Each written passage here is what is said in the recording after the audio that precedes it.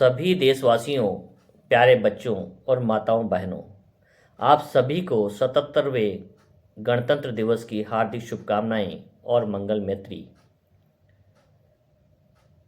प्यारे बच्चों और देशवासियों, आज हमारे देश के अंदर गणतंत्र दिवस मनाते हुए 77 वर्ष पूरे होने जा रहे हैं।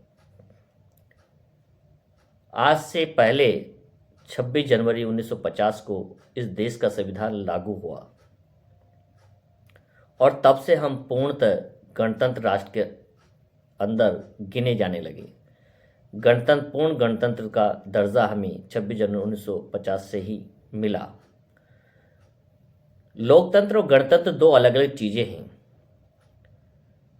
कोई भी राष्ट्र लोकतांत्रिक राष्ट्र हैं, लेकिन ज़रूरी नहीं है वो गणतंत्र हो। जैसे ब्रिटेन को हम देख सकते हैं, ब्रिटेन में डेमोक्रेसी है, लोकतंत्र है, लेकिन वहाँ पर गणतंत्र नहीं है, वहाँ राजतंत्र है।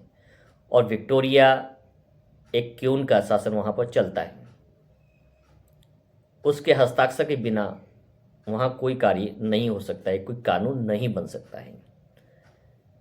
अब देखते हैं गणतंत्र में, तो गणतंत्र का तात्पर्य है कि किसी भी राष्ट्र का जो सर्वोच्च पद होता है, सबसे बड़ा जो पद होता है, जैसे भारत के अंदर राष्ट्रपति हैं, तो उस सर्वोच्च पदाधिकारी का जो चुनाव है जनता करती है।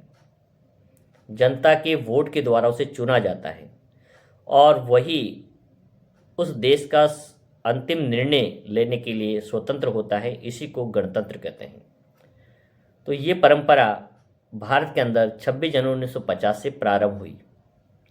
इसीलिए कहा जाता है भारत एक लोकतांत्रिक गणतंत्र के रूप में 1950 से जाना जाता है। 1947 में हमारा देश आज़ाद तो हो गया था, लेकिन पूर्णतः गणतंत्र नहीं बन पाया था, क्योंकि हमारे पास अपना कोई संविधान नहीं था, अपने पास अपनी कोई नियमावली नहीं थी। इस कारण उस दौरान जो 47 से 50 तक का जो शासन चला, वो ब्रिटेन के द्वारा बनाए गए कानूनों के अनुरूप चला। उनके बनाए गए नियमों के अनुरूप ही हमें शासन करना पड़ता था। इसलिए हम पूर्णतः गणतंत्र नहीं थे। लेकिन इस चुनौती को जब अंग्रेजों ने दिया कि भारत में ऐसा कोई व्यक्ति नहीं है जो कि अपना संविधान लिख सके, जहाँ पर अनेक धर्मों के लोगों को सामूहिक रूप से एक साथ लंबे समय तक रख सके, क्योंकि 1947 से पहले पाकिस्तान अलग हो चुका था और भारत के अंदर जाति के आधार, धर्म के आधार पर बड़े विरोधाभास चल रहे थे और हर राज्य अलग अलग भागों में स्वतंत्र रहना चाहता था, अपना एक देश चाहता था। चाहे वो हैदराबाद का निज़ाम ही क्यों न हो, चाहे जम्मू कश्मीर का राजा हरि सिंह क्यों न हो। तो ऐसी स्थिति में एक चुनौती थी। उस चुनौती को डॉक्टर भीमराव अंबेडकर के नेतृत्व में एक संविधान सभा ने स्वीकार किया और बाबा साहब के अथक प्रयासों के बावजूद सभी बाधाओं को दूर करते हुए, बाबा साहब के अथक प्रयासों से 26 जनवरी 1950 को भारत का संविधान लागू हो सका और तब से भारत एक पूर्ण गणराज्य के रूप में, गणतंत्र के रूप में गिना जाने लगा। गणतंत्र का तात्पर्य सीधा सा यह है कि जनता के द्वारा चुने हुए जनप्रतिनिधि ही इस देश के शासन को चलाते हैं, हर निर्णय लेते हैं और एक कॉन्स्टिट्यूशन है जिसका पालन हर राजनेता को करना पड़ता है, चाहे बड़े से बड़े पद पर वो क्यों ना हो, चाहे प्रधानमंत्री, राष्ट्रपति, मुख्यमंत्री या विधायक क्यों ना हो। एक सामान्य कर्मचारी, चाहे क्लास 1, क्लास 2, क्लास 3, क्लास 4 क्यों ना हो, एक सामान्य व्यक्ति जो एक मजदूरी करता है, व्यापार करता है, हर व्यक्ति को इस संविधान के नियमों के अनुरूप अपना व्यवहार, अपना कार्य करना होता है। यदि इसका उल्लंघन करता है तो निश्चित रूप से उसे दंडित करने के लिए न्यायपालिका का गठन किया गया है। यदि पुराने कॉन्स्टिट्यूशन में भी कोई संशोधन करना है, नियमावली में चेंज करना है, तो विधायिका बनाई गई है जो उसमें संशोधन करने के सक्षम है। समय समय पर आवश्यकता अनुरूप नए कानूनों का गठन किया जाता है, बनाया जाता है और उसके अनुरूप देश को चलाने का प्रयास किया जाता है। इसमें कोई दो राय नहीं है। संशोधन होना अनिवार्य है, कुछ समय की मांग होती है, किए जाते हैं। अब यहाँ आता है कि हम आम लोगों की क्या जिम्मेदारी है कि देश को एक सही लोकतंत्र की दिशा में, एक गणतंत्र के रूप में विश्व के अंदर पहचान दिला सके, भारत एक विश्व गुरु बन सके, एक महाशक्ति बन सके। उसके लिए एक व्यक्ति का कार्य करना ही पर्याप्त नहीं, जबकि संपूर्ण देशवासियों का बराबर का योगदान चाहिए। राजनेताओं को ईमानदारी से अपनी राजनीतिक कर्तव्यों को पूरा करना होगा। कर्मचारियों को अपनी पूरी निष्ठा के साथ अपने काम को करना होगा। आम लोगों को, किसान को भी अपनी जिम्मेदारी निभानी होगी, वैसे ही व्यापारी को निभानी होगी। सबके अपने अपने कार्य हैं और जब प्रत्येक व्यक्ति अपने कार्य को ईमानदारी से पूरा करता है तो निश्चित रूप से उस राष्ट्र को आगे बढ़ने से कोई नहीं रोक सकता है। आज का दौर एआई का दौर है, विज्ञान का दौर है, तकनीक का दौर है, शिक्षा का दौर है। दुनिया की टॉप यूनिवर्सिटियों का जो तमगा है वो बदलता रहता है। हार्वर्ड यूनिवर्सिटी जो सदियों से विश्व की नंबर 1 यूनिवर्सिटी थी, वो बदलकर आज चाइना यूनिवर्सिटी ने वो तमगा ले लिया है। भारत के अंदर भी शिक्षा के एक दौर रहा करता था जो भारत विश्व गुरु था। तक्षशिला, नालंदा विश्वविद्यालय यहाँ के दुनिया के प्रसिद्ध विश्वविद्यालय थे जहाँ विदेशों से लोग पढ़ने आते थे। आज विपरीत हो रहा है कि आज हमारे ही बच्चे छोटे छोटे चाइना, नेपाल, कजाकिस्तान, किर्गिस्तान जैसे देशों में एमबीबीएस करने के लिए जाने को मजबूर हैं, जा रहे हैं। एक ऐसी शिक्षा का विकसित करना जरूरी है जहाँ पर हमारे बच्चों को 100% एजुकेशन यहाँ पर दी जा सके और विश्व के टॉप क्लास की यूनिवर्सिटी भारत के अंदर हो। ऐसी शिक्षा यदि भारत में होगी तो हमारे बच्चों को बाहर नहीं जाना होगा। ऐसे एक स्वप्न को देखें जहां हम विश्व गुरु बन सकें। उसके लिए आप और हम सबको बराबर का प्रयास करना होगा और इसमें सबसे महत्वपूर्ण योगदान जो है शिक्षा का है, एजुकेशन का है और मॉडर्न एजुकेशन का है, जिसे एआई टेक्नोलॉजी है। आज गूगल का ज़माना है, इंटरनेट का ज़माना है। एक मुट्ठी के अंदर पूरी दुनिया को हम बंद करके रख सकते हैं। उंगलियों की एक टिप्स पर हम दुनिया की हर इंफॉर्मेशन को प्राप्त कर सकते हैं। इस दौर में कोई भी चीज़ असंभव नहीं दिखाई देती है और यदि हम समाज को वैज्ञानिक टेम्परामेंट की ओर नहीं ले जाएंगे तो हमारा पिछड़ना स्वाभाविक है। किसी भी लोकतंत्र को विश्वगुरु बनाने में 4 स्तंभ होते हैं। वो हैं व्यवस्थापिका जो अच्छे कानूनों का निर्माण करती हैं, कार्यपालिका जो उन कानूनों को अच्छी तरह से ईमानदारी से इम्प्लीमेंट करती हैं और न्यायपालिका जो उन कानूनों में यदि कोई खामी रह जाती है या कोई व्यक्ति अपने कर्तव्य को पूरा नहीं करता है तो उसको दंडित करने का काम करती है। और चौथा स्तंभ है वो है मीडिया। मीडिया का भी कर्तव्य है कि समय समय पर सरकार से प्रश्न करें, सत्ता से सवाल करें, जो कि शायद कहीं न कहीं गुम हो गए हैं। मीडिया का कर्तव्य है कि वैज्ञानिक टेम्परामेंट को बढ़ावा दें। ऐसे बच्चे जो शिक्षा की बात करते हैं, तर्क की बात करते हैं, विज्ञान की बात करते हैं, सत्ता से प्रश्न करते हैं, कुछ जवाब तलब करते हैं, उन बच्चों को आगे लाएं, उन्हें मोटिवेट करें, ना कि उनको हतोत्साहित करें।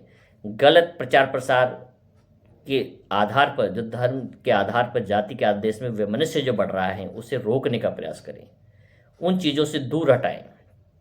देश के अंदर एक आत्मनिर्भरता लाने का यदि प्रयास करना है तो सबको सामूहिक रूप से आना होगा, एक साथ आना पड़ेगा, एक मंच पर आना पड़ेगा, तभी हम विश्व गुरु बन सकते हैं।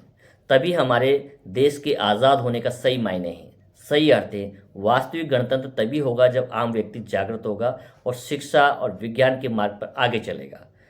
तो प्यारे बच्चों, समझ देशवासियों, हमारा एक निवेदन यही है कि यदि हमें देश को वापस फिर से विश्व गुरु बनाना है तो हमें जाति पाति धर्म के बंधनों से ऊपर उठना होगा, अंधविश्वास, आडंबरों, परंपराओं से आगे बढ़ना होगा और वर्तमान समय की डिमांड के अनुसार शिक्षा को, आधुनिक शिक्षा को अपनाना होगा।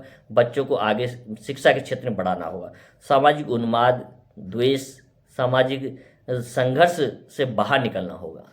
जब तक हमारा देश के अंदर धर्म के आधार पे हम आपस में लड़ते रहेंगे, जातियों के आधार पर लड़ते रहेंगे, क्षेत्रवाद के आधार पर विवाद करते रहेंगे तो ये देश कभी भी आगे नहीं बढ़ पाएगा और उसका दुष्प्रभाव ये होगा कि हमारी आर्थिक स्थिति कमज़ोर होती चली जाएगी, गरीबी बढ़ती चली जाएगी, अशिक्षा बढ़ती चली जाएगी और फिर वापस हम उस रसातल में, उसी दलदल में फंस जाएंगे जहाँ से हमारे महापुरुषों में निकाल कर यहाँ लाए। आप और हम सबका एक प्रयास होना चाहिए कि देश के अंदर एक मजबूत सरकार का सहयोग करें, सरकार के निर्देशों का पालन करें, जैसा सरकार चाहती हैं, जिस ऊंचाइयों को ले जाना चाहती हैं उसकी ओर बढ़ने का प्रयास करें। समाज को अंधविश्वास, धार्मिक उन्माद से बाहर निकालें, अपने बच्चों को मॉडर्न एजुकेशन की ओर ले जाएं। तभी कहीं जाकर हम उन शहीदों को सही श्रद्धांजलि दे पाएंगे और उनका सपना जो था हमारे देश को विश्व गुरु बनाने का, उसको साकार कर पाएंगे। जो भी देश के अंदर शिक्षा पर अधिक बल देता है, रिसर्च पर बल देता है, विज्ञान पर बल देता है, वो स्वतः ही आगे बढ़ जाता है। इसका उदाहरण हम अपने पड़ोसी देश चाइना से कंपेयर कर सकते हैं। चाइना 1948 में आज़ाद हुआ और भारत 1947 में आज़ाद हुआ। जो देश हमारे से एक साल बाद आज़ाद हुआ, आज हमसे 100 साल आगे हैं। यदि हम उसकी कंपेरिजन तरक्की देखें, वहाँ की सैन्य शक्ति को देखें, वहाँ के विज्ञान को देखें, वहाँ के प्रोडक्शन को देखें, वहाँ के प्रति व्यक्ति आय को देखें, तो हमसे लगभग 50 साल आगे हैं। और उसकी बराबरी करने में भी हमें लगभग 50 साल चाहिए। और इसका एक ही कारण दिखाई देता है कि हम कहाँ उलझे हुए हैं, कौन सी कमियां हैं, उन कमियों को हम क्यों नहीं पूरा करते हैं, क्यों हम धार्मिक उन्माद और क्षेत्रीय विवादों में उलझकर अपनी एनर्जी को नष्ट कर रहे हैं, क्यों हम बच्चों के लिए विश्व की अच्छी यूनिवर्सिटी बना सकते हैं। क्या कारण है कि आज भी हमारे बच्चों को छोटे छोटे देशों में, कजाकिस्तान, किर्गिस्तान, नेपाल, भूटान जैसे देशों में जाकर एजुकेशन लेनी पड़ रही है। क्या हम अपने बच्चों को एक अच्छा एजुकेशन सिस्टम भी यहाँ पर देश में नहीं दे पा रहे हैं। तो आए हम सब सरकार का सहयोग करें और जो फिजूल खर्ची में जो हमारा पैसा खर्च हो रहा है, उस फिजूल खर्ची के पैसे को बचाएं और शिक्षा पे खर्च करें। देश के अंदर अच्छे से अच्छे विश्वविद्यालय बनाएं, जहाँ पर नालंदा और तक्षशिला विश्वविद्यालय जैसे पहले विश्वविद्यालय हुआ करते थे, जहाँ दुनिया भर के लोग आते थे। आज क्यों ना हमारे देश में दोबारा वो विश्वविद्यालय, ऐसे ही नए विश्वविद्यालय तैयार हो सके। किसी को पछाड़ना, पीछे करना कोई सामान्य कार्य नहीं है, लेकिन वो संभव है। आज हार्वर्ड यूनिवर्सिटी, जो विश्व की दुनिया की नंबर यूनिवर्सिटी रही पिछले 50 सालों से, उसका तमगा छिन चुका है और वो चाइना की यूनिवर्सिटी ने प्राप्त कर लिया है। आज भी भारत एक आशा लगाए बैठा है कि भारत में भी टॉप 10 लेवल की कोई यूनिवर्सिटी होगी, कोई विश्वविद्यालय होंगे, हमें भी उस तरह की मॉडर्न एजुकेशन प्राप्त हो पाएगी, हमारे बच्चों को प्राप्त हो पाएगी।